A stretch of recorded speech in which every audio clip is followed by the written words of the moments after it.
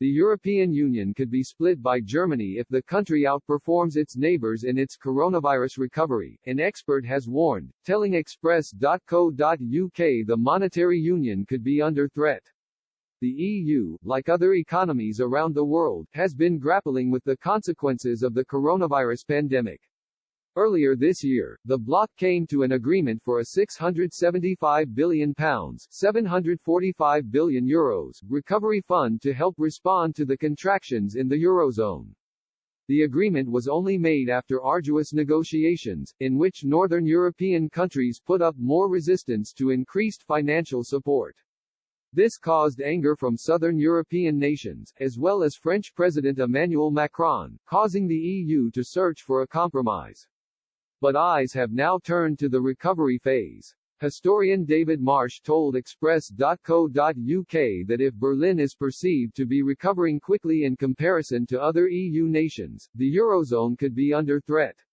He said, "I think the pandemic in the short term has increased solidarity rather than decreased it. But if Germany recovers at a much stronger pace than the other EU countries, then this will pose enormous difficulties to the monetary union." The Germans would like to have higher interest rates while many other countries in the Eurozone would like interest rates where they are probably for the next 10 years. So, problems could be posed if there is an uneven pace of recovery. And it looks as though that might take place. The question for Germany is, do they take the fruits of recovery and haul it all for themselves, or do they spread it around to alleviate the woes of other countries?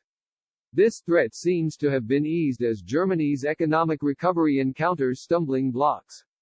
Last month, Germany's economic prospects for 2020 started to appear increasingly bleak, with the country's leading research institutes downgrading GDP, gross domestic product, forecasts for this year and beyond.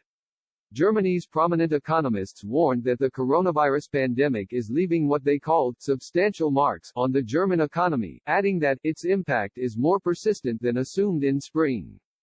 The downgrades came after the second wave of the pandemic hit some parts of Europe hard.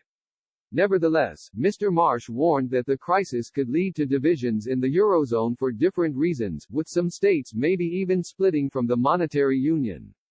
He continued, sometimes crises lead to people coming together more. There's the old adage that Europe is forged in crises.